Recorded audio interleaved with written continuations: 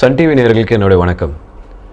இப்போ இருக்கிற மீடியா காம்படிஷனில் சுவாரஸ்யமான நிகழ்ச்சிகள், அதாவது நல்ல ப்ரோக்ராம்ஸும் சரி, ஷோஸும் சரி இல்லாட்டி அதெல்லாம் பார்த்திங்கன்னா சக்ஸஸ் ஆகிறதுக்கு ரொம்ப கஷ்டம்.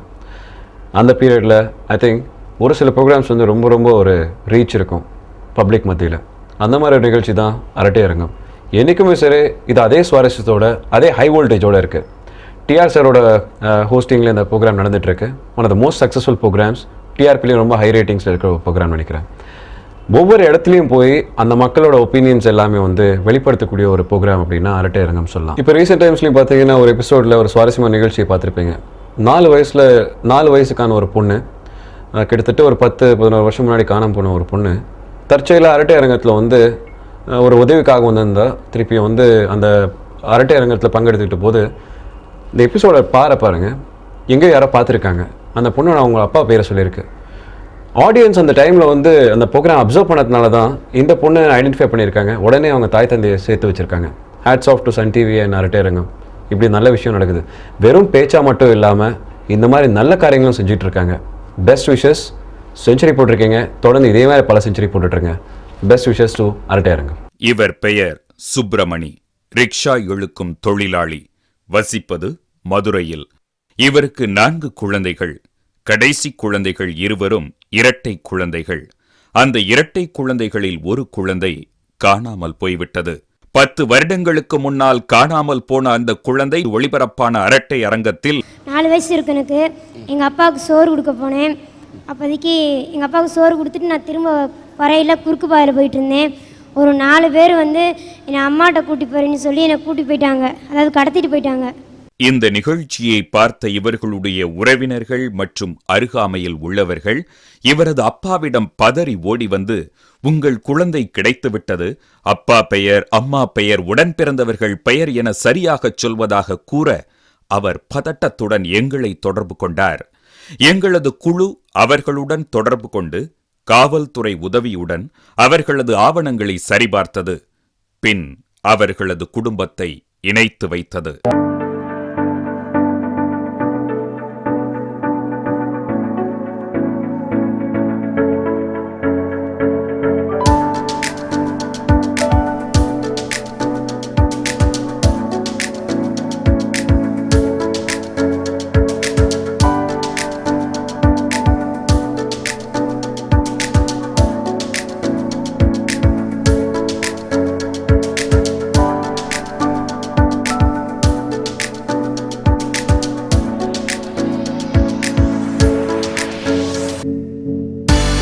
சென்ற ஆண்டு இந்த மாணவியை சேர்த்தோம். 10 ஆண்டுகளாக தந்தையை விட்டு பிரிஞ்சிருந்தா எப்படி இருக்க போகிறாள்னு நினச்சோம்.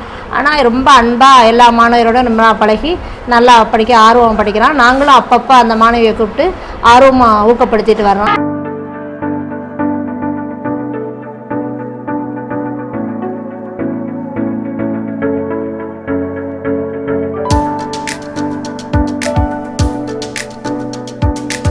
ஓட்டப்பந்தயத்துல எவ்வளவுதான் கஷ்டப்பட்டு கால் வலிக்க ஓடுனாலும் பரிசு எதுல வாங்குறோம்? கையில தான் வாங்குறோம். நான் எவ்வளவுதான் நல்ல தூக்கம் தூங்கினாலும் என் கனவுல திரிஷா வந்தா தான் என்னோட அதிர்ஷ்டம். அட பாய், உன் கனவுல திரிஷா அவருக்கு தெரிஞ்சிருந்தா உன் பக்கத்துலயாவது வந்து நான் படுத்திருப்பேன். நான் எட்டி உதச்சிருப்பேன்ல. சரியான முறையில வருமான வரி, விற்பனை வரி, சொத்து வரி இதெல்லாத்தையும் வசூலிக்கிறதுக்கு கடுமையான சட்டமா போடணும் சார். வருமான வரி, சொத்து வரி செலுத்தாத அரசியல்வாதிகள், அதிகாரிகளை 5 வருஷம் பிளாக் லிஸ்ட் பண்ணணும். அதே மாதிரி வருமான வரி, சொத்து வரி செலுத்தாத நடிகைகளுடைய படத்தை வெளியிடக்கூடாதுன்னு அரசாங்கம் ஸ்டே ஆர்டர் வாங்கிடணும். சபாஷ். சட்டம்னா எல்லாருக்கும் தானே பொருந்தும். நடிகர்கள் மட்டும் நான் வானத்திலிருந்து குதிச்சாங்களா? சட்டம் அவங்களுக்கும் உண்டு. நடிகனும் மனிதன் தான். நடிகர் என்று சொன்னால் எல்லாருமே கெட்டவன் இல்ல. வருமான வரியை முறைப்படியாக செலுத்தக்கூடிய நடிகர்களும் இருக்கிறார்கள், செலுத்தாத நடிகர்களும் இருக்கிறார்கள். அவர் செலுத்தாதவரை பற்றி பேசுகிறார். சார், நான் எவ்வளோ அழகா இருக்கேன் சார். நான் கேட்கிறேன், நீ என்ன நினைச்ச? நான் கருந்தாடிமா, என்ன பார்த்து கேட்க கூடாதுமா. எனக்கு அப்பயே பையன் லவ் லெட்டர் கொடுத்துட்டு என்ன தெரியுமாங்க சார் சொன்னா? ஆ. உன்னை பார்த்தா நிலா கூட சுடுதுன்னு சொல்றான் சார். நிலா கூட சுடுதாமா? சரியான அமாவாசைக்கு பிறந்த பையனா இருப்பான் போல இது ஆ. சார். ஆ. நான் அதை வாங்கி கோவமா கிழிச்சு போட்டு காரை துப்பிட்டு வந்துட்டேன் சார். என்கிட்ட லெட்டர் கொடுத்தப்ப ஒரு வாட்டி தான் சார் ஸ்ரீதேவின்னு சொன்னான். சரி. அதை வாங்கி கிழிச்சு போட்ட பார்த்து 3 வாட்டி மூதேவி மூதேவின்னு சொல்லிட்டான் சார். சரி ரொம்ப ஃபீல் பண்றானோன்னு திரும்பி பார்த்தேன் சார். நீ ஏன் திரும்பி பார்த்த? நீ திரும்பி பார்க்கறியா இல்ல விரும்பி பார்க்கறியான்னு அவன் தப்பா கணக்கு போடுவானே.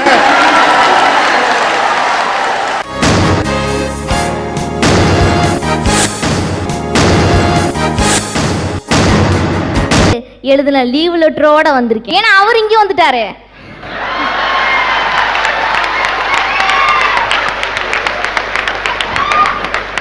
நான் எழுதின லீவ் லெட்டரை படிக்கிறேன். மதிப்புக்குரிய ஐயா அவர்களுக்கு வாயாலையும் வகுத்தாலையும் போவதால் 2 நாள் விடுமுறை தருமாறு மிக தாழ்மையுடன் வேண்டிக் கொள்கிறேன்.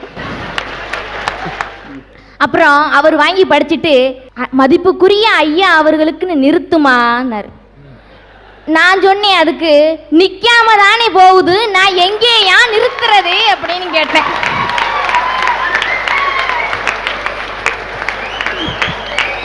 மதிப்புக்குரிய ஐயா அவர்களுக்கு நிறுத்தற குறி போட்டு நின்னுமான்னாரு. அப்புறம் சொன்னாரு மாடு அசை போடுது அப்படின்னு சொன்னாரு. மாடு என்னதான் அசை போட்டாலும் கடைசியில போடுறதையும் போடு, புதுசா ஏதாவது போடுமா?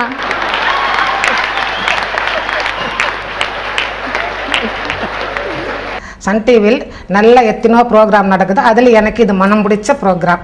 இதில் ரொம்ப பேச்சாளரை உருவாக்குறாங்க. பேசுறது இல்லாத எல்லாம் நல்லா உருவாக்கி செய்கிறாங்க. ஏழைகளுக்கு நல்லா உருவ செய்கிறாங்க. அம்மா அப்பாவை எப்படி காப்பாற்றணும்னு சொல்கிறாங்க. கையற்ற பொண்ணுக்கு உதவி செய்கிறாங்க, கண்ணற்றவங்களுக்கு உதவி செய்கிறாங்க. சின்ன வயசுல வீட்டுக்கு தெரியாம சிகரெட் பிடிப்பேன். எங்க அம்மாவுடைய உறவினர் ஒருத்தர் சிகரெட் பிடிச்சு கேன்சர்ல செத்து போயிருந்தார். எங்க அம்மாவுக்கு அந்த வேதனை, அந்த மரணத்தினுடைய வேதனை ரொம்ப பாதிச்சு இருந்தது. அப்போ நானும் சிகரெட் பிடிக்கிறேங்கிற விஷயம் எங்க அம்மாவுக்கு தெரிஞ்சு போச்சு. நானும் தயங்கி கூனி குறுகி அப்படி வீட்டில் உட்கார்ந்து இருக்கேன். அம்மா சாப்பிடாம படுக்க போயிட்டாங்க. நானும் படுக்க போனேன். எனக்கு தூக்கம் வரல. புரண்டு படுத்தேன். காலையில் ஒரு 5 மணி இருக்கும். தைரியத்தை வளச்சிட்டு, அம்மா இனிமேல் நான் சிகரெட் பிடிக்க மாட்டேம்மா அப்படின்னு தைரியமா சொல்லலான்னு சொல்லி போய் அவங்கள எழுப்புறதுக்கு போனா அப்பவும் அழுதுட்டு இருக்காங்க. அம்மான்னு கூப்பிட்டேன். திரும்பி பார்த்தாங்க. அந்த முகத்தை பார்த்தேன் சார், அந்த கண்களை பார்த்தேன் சார். நான் சிகரெட் பிடிக்கக்கூடிய நெருப்பு தான் அந்த கண்கள்ல தெரிஞ்சு சார். அழுது அழுது அழுது சிவந்த அந்த கண்களை பார்க்கும்போது அன்னைக்கு விட்டேன் சார் அந்த பழக்கத்தை. இன்னைக்கும் யாராவது என் பக்கத்துல சிகரெட் பிடிச்சாங்கன்னா அந்த தீ ஜுவாலையை பார்க்கும்போது எங்க அம்மாவுடைய அழுது சிவந்த கண்கள் தான் சார் ஞாபகம் வரும். நான் காஷ்மீர் தீவிரவாதி, நாங்க இந்த சிஆர்பி ஆர்மி பிஎஸ்எஃப் நாங்க காஷ்மீர் தீவிரவாதியை பார்த்தா அவன் அதிர்றான் சார். அஸ்ஸாம் தீவிரவாதி பார்த்தா அதிர்றான் அவன். இவன் நக்ஸலைட் கூட அதிர்றான். இதே நாங்க சென்னை சென்ட்ரல் ரயில்வே ஸ்டேஷன்ல போயிட்டு டிடியை பார்த்தோம்னா நாங்க உதறோம் சார். பாருங்க, எல்லாம் ரயில்வே ஸ்டேஷன்ல மாட்டினுக்கிறாக்கி. அது இதெல்லாம் ரயில் பயணங்கள். காஷ்மீர் தீவிரவாதியோன்னு நினைச்சிட்டு தான் பிடிச்சிட்டு இருப்பாங்கன்னு காது கிட்ட போயிட்டு நான் சிஆர்பிஎஃப் சார்னு அதான்டா பிடிச்சோன்னா. டிக்கெட்ல எவ்வளோ போட்டிருக்குண்ணா? 40 கிலோ, 8 கிலோ அதிகமாகுண்ணா. நான் வாய வச்சுட்டு சும்மா இருக்கக்கூடாதா? ட்ரெயின் கொடுத்து 6 மணிக்கு புறப்படுவாங்க. 6க்கு புறப்படுச்சு நான் ஃபைனாக போட்டேன். குட்டி குட்டி பசங்க ரொம்ப அழகாக பேசுகிறாங்க. பேச்சாளர்கள் மட்டும்தான் பேசக்கூடிய மாதிரி இல்லை, எல்லாரும் சின்ன பசங்க கூட ரொம்ப அழகாக பேசுகிறாங்க. அது ரொம்ப பாராட்டக்கூடிய ஒரு விஷயமா இருக்கு. அந்த காலத்துல உங்க காலத்துல பாடுனாங்க சார். எப்படி தெரியுங்களா? செந்தமிழ் தேன் மொழியால் நிலாவென சிரிக்கும் மலர் கொடியால், நிலாவென சிரிக்கும் மலர் கொடியால் அழகா பாடுனாங்க சார். ஆனா எங்க காலத்துல பாடுறாங்க ஆ முதல் அக்கு தானடா, ஹா ஹா அக்கா மொன கிக்கு தானடா, ஹா ஹா ஏ முதல் சட்டு தானடா, இவ எவர் சில்வர் தட்டு தானடா, யப்பாஞ்சி பாவா பாவா பா, யப்பாஞ்சி பாவா பாவா பா. எனக்கு ஒரு டவுட் சார்.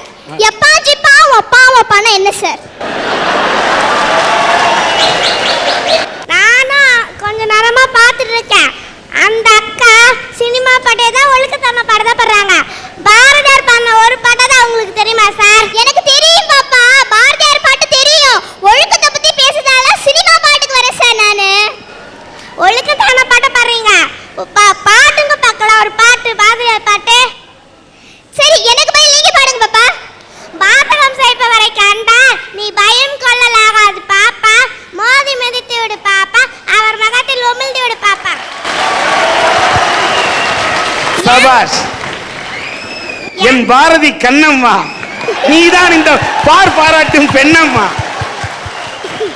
துபாயில இருந்து எனக்கு விசா வந்த பிறகுதான் சார் என் வயசு பொண்ணுங்களும் அவங்க அப்பா அம்மா மாறும் என்னை பத்தி விசாரிக்கவே ஆரம்பிச்சாங்க.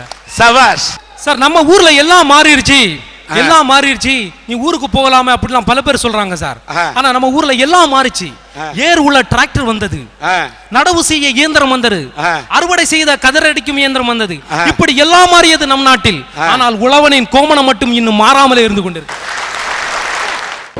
இது வெறும் பொழுதுபோக்கு மட்டும் இல்லாமல் அறிவை வளர்க்கக்கூடியதாகவும், பேச்சு திறமை உள்ளவர்கள் எவ்வளவு பேர் இருக்காங்க அப்படின்னு தெரிஞ்சுக்கிறதுக்கும், பலவிதமான உபயோககரமான தலைப்புகளில் வாதாட்டங்கள், விவாதங்கள், இது எல்லாவற்றையும் பார்த்து நம்முடைய அறிவை வளர்த்துக் கொள்வதற்கும் உதவுகின்ற ஒரு நிகழ்ச்சி. நல்ல பழக்க வழக்கங்கள் ஒவ்வொருத்தருக்கும் அவசியம். வீட்டுக்கு வந்தவங்களை வாங்கன்னு கூப்பிட சொல்லி கொடுத்துருக்கோமா இன்னைக்கு பிள்ளைங்களுக்கு? இல்லையே. நம்ம வீட்டுக்கு தேடி வர்றவங்க காப்பி கொடுக்க போறாங்க, டீ கொடுக்க போறாங்கன்னு வர்றாங்க. இல்லையே. அவங்க எதுக்கு வர்றாங்க? நம்ம சொந்தக்காரங்களை பார்க்கணும், உறவுகளை சேர்க்கணும் அப்படின்னு தானே வர்றாங்க. பிள்ளைங்க உள்ள பிஸியா இருக்கு நம்ம சொல்றோம்.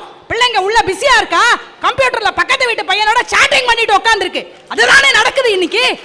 பெற்றவர்களுக்கு பிள்ளைகளின் பிரச்சனை தெரியுமா தெரியாதா? அதுதான் இன்றைய கேள்வி. காலையில போத்த மல்லிப்பூ மணமணன்னு மணக்கு மாமா, காலையில பார்த்த மாமனாருக்கு கடுகடுன்னு பகையும் மாமா. அது மாதிரி தான் அவருக்கு எரிச்சல் வருது. ஏன்னா அதிர்ஷ்டம் இல்ல அவருக்கு கொடுப்பனே. இதுக்கு தான் கிராமத்துல சொல்லுவான், சும்மா இருந்த ஓனான தூக்கி காதுல விடுவானே, அது குத்துது கூட இதுன்னு ஏன்டா சொல்லுவானே. அப்படி இல்ல, சும்மா கடந்த சங்க ஊதிக்கு எடுப்பானாம வேர்நாட்டு ராசு சண்டைக்கு வருவானாமா, அப்படி சொல்லுங்க நீங்க. அடுத்த வீட்டுக்காரி ஆம்பளை பிள்ளை பத்தானு எய்த்த வீட்டுக்காரி குழவி கல் எடுத்துட்டு குத்திக்கிட்டானா நச்சு நச்சு நச்சு. கொள்ளையில கல்பறிக்கு கொழுந்தல் நாத்து நட்டினா வெள்ளைக்கே காசத்து வெடிகாலையில் வருவானாமா மச்சான். கொல்ல பக்கம் வாடி குளிந்தியானா நாயாண்டா வர நாரப்பயனால அவ சந்தைக்கு போன மச்சான். சாயங்காலம் வருவேன், சடை கொண்டு கொடை கொண்டு முறுக்கு கொண்டாருவான்னு பொந்தைக்கு போன பொண்டாட்டி பொழுதரங்க காத்திருந்தாளாமா. இந்த வெந்துகட்ட மனுஷன் வந்து வெடிகாலையில் நிக்கல. முந்துகட்ட மனுஷன் நான் முந்தானத்தே போயிட்டேன்னாலாமா. அந்த கதையை இவர் ஒன்னொன்னு சொல்றாரு. விதை போட்டு விளைய வைப்பான வெள்ளையப்பேன், அதை தனா விட்டா திருட்டு போவானா திண்ணையப்பேன்.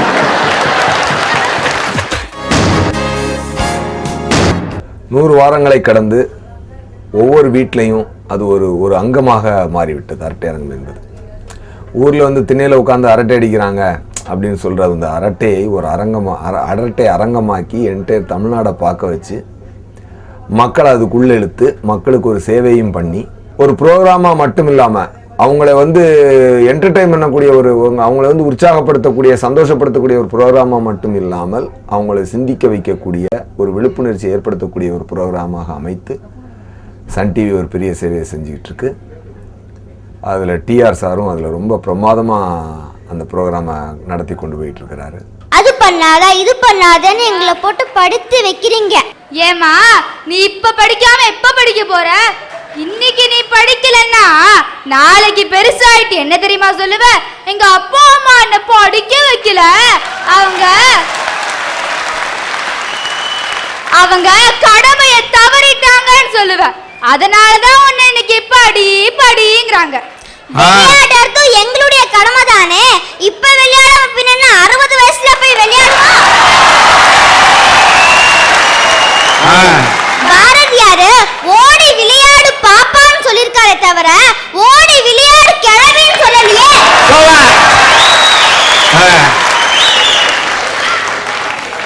உனக்கு ஸ்கூல்ல விளையாடுறதுக்கு நேரம் தராங்க, அப்ப விளையாடிட்டு வீட்டுக்கு வந்து படிக்கிற நேரத்துலயும் நான் கம்ப்யூட்டர்ல விளையாடுவேன், டிவியை பார்ப்பேன், வீடியோ கேம் விளையாடுவேன்னா அப்படித்தான் சொல்லுவாங்க. நான் படிக்கிற நேரத்துல படிச்சுண்டு விளையாடு நேரத்துல விளையாடுனா இருக்கேன். ஃபர்ஸ்ட் நீ படி, அதுக்கப்புறம் என்ன சொல்ல வரணும். அந்த பொண்ணு பேச ஆரம்பிச்சன நீ எதுக்கு இந்த புடி பிடிக்கிற? அவ எனக்கு முன்னாடி பிறந்துட்டாளே சார், அதானே சார் பிரச்சனை. கொடுமைன்னு கோயிலுக்கு போனா அங்க 2 கொடுமை தலையை விரிச்சு போட்டுக்கிட்டு ஜிங்கு ஜிங்குன்னு ஆடிச்சான். அந்த மாதிரி வீட்டுல அக்காவோட கொடுமை தாங்க முடியல நான் அரட்டரங்கத்துக்கு வந்தா அங்கேயும் நான் பேசும்போது தலையை விரிச்சு போட்டுக்கிட்டு ஜிங்கு ஜிங்குன்னு கேள்வி பெட்டு ஆடிட்டு இருக்கா சார். அதான் சார் பெரிய கொடுமை. உலகில் உள்ள ஒட்டுமொத்த வளங்களையும் ஒன்றாக கொண்டிருக்கும் இந்த பாரத நாட்டில் பிறந்ததையே என்னுடைய வலிமையா நினைக்கிறேன். நான் இந்தியாவில் எல்லாமே பார்க்கலாம், பாம்பையும் பார்க்கலாம், ஆனா பாமையும் பார்க்கலான்னு பாக்குறோமே, அது மட்டும் தான் கொஞ்சம் வருத்தமா இருக்கு. சார், நெல்லுக்கு உமியுண்டு, நீர்க்கு நுரையுண்டு, புல்லிதழ் பூவிற்கும் உண்டு. உலகத்துல எல்லாத்துக்கும் ஒரு சின்ன குறையுண்டு சார். பறந்து விரிஞ்ச பாரத தேசத்துல அங்கங்க ஒரு சில கலவரங்கள் நடக்கலாம். அதுக்காக ஒட்டுமொத்த தாய் நாட்டையும் குறைச்சு சொல்லக்கூடாது. நான் கலவரத்தை சொல்லவில்லை, நாட்டில் இருக்கும் நிலவரத்தை சொன்னேன். அது கலவரம், நான் எடுத்து சொன்னது நிலவரம். காரணம், நான் பிறந்தது மாயவரம். உங்கள் முன் பேசுவது நான் வாங்கி வந்த வரம். ஆனால் கைத்தட்டி கைத்தட்டி அங்கே சிவக்கிறது அவர்களது கரம். அதுதான் தமிழர்களின் உயர்ந்த தரம். அந்த தமிழினத்தில் நானும் இருக்கிறேன் ஒரு புறம். ஓகே, பேசுங்கள் அப்புறம். நன்றி சார். வரும் நாளை மனிதன் 7 உலகையாள போகிறான். 7 உலகத்தில் சார் 70 உலகத்தை கூட ஆளுவான் மனுஷன். என்னை மாதிரி கணமா டேலண்டா இருந்தா.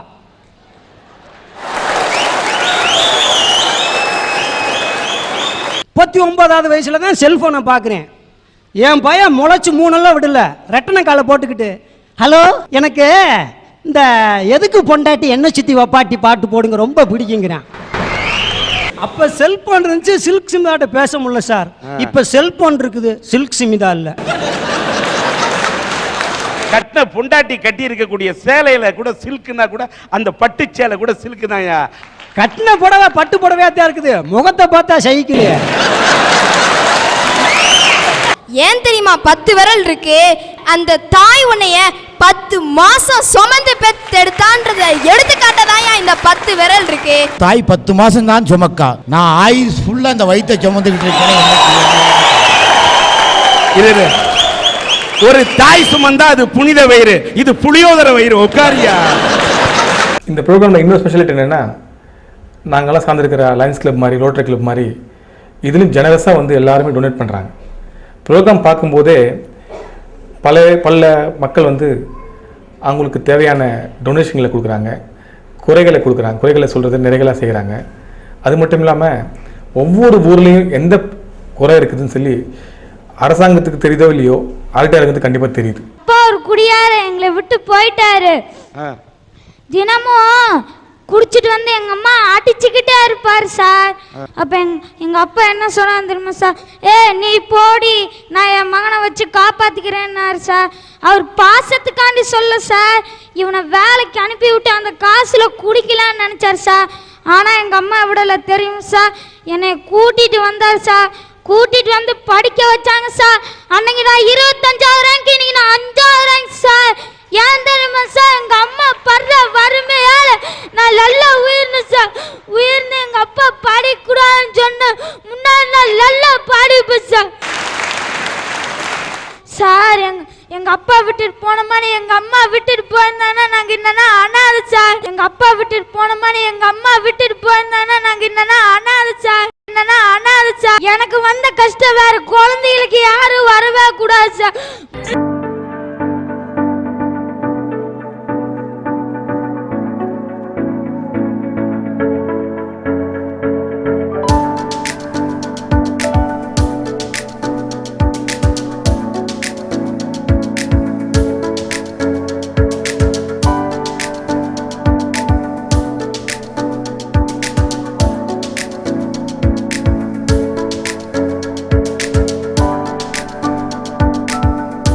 என் மகன் இவ்வளவு தூரம் எனக்கு கொண்டு வந்திருக்கான்னு அது இவனோட தன்னம்பிக்கை.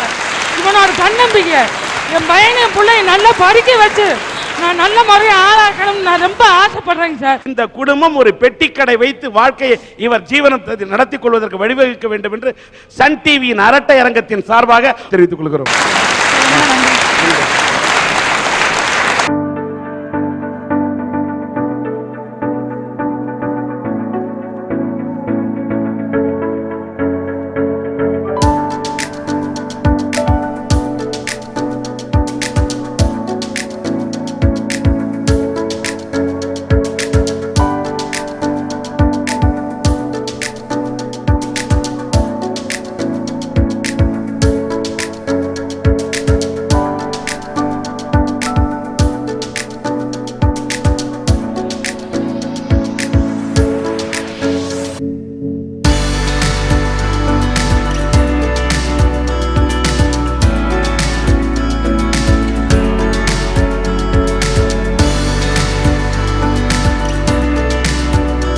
சன் டிவியில் அரட்டையரங்கம் பார்க்குறோம், நல்லா இருக்கு. நல்ல நிகழ்ச்சி இது, நல்லா தவறாத பாருங்க. அரட்டையரங்கம் ப்ரோக்ராம் நான் ரொம்ப ரெகுலராக பார்ப்பேன், எனக்கு ரொம்ப பிடிக்கும். குட்டி குட்டி பசங்களாம் வந்து ரொம்ப அழகாக பேசுவாங்க. அது மட்டும் இல்லாமல் அது பிரிங்கிங் அவேர்னஸ் அபவுட் எஜுகேஷன், வில்லேஜஸ்லலாம் போய் they highlighting each and every issue. I really like that thing. இன்னும் என்ன பிடிச்ச விஷயம்னா லைக் உமனோட அந்த இதெல்லாம் பற்றி ரொம்ப அழகாக ஹைலைட் பண்ணியிருக்காங்க. And my wishes for its 100th episode. Best wishes. Century போட்டிருக்கீங்க, தொடர்ந்து இதே மாதிரி பல செஞ்சுரி போட்டுட்ருங்க. Best wishes to Arattaiyarangam. Arattaiyarangam 100வது வாரம் மட்டுமல்ல, பல வாரங்கள் இன்னும் இன்னும் ஒரு சிந்துபாத் கதை மாதிரி இன்னும் தொடர்ந்து போய்கிட்டே இருக்கணும் அப்படின்றது என்னுடைய வாழ்த்துக்கள். சன் டிவியோட அரட்டையரங்கத்தின் 100வது எபிசோடுக்கு என்னோட வாழ்த்துக்கள். இன்னும் மேலும் மேலும் 200 எபிசோடு, இன்னும் அதுக்கு மேலேயும் எபிசோட் போகணுன்னு என்னோட வாழ்த்துக்கள்.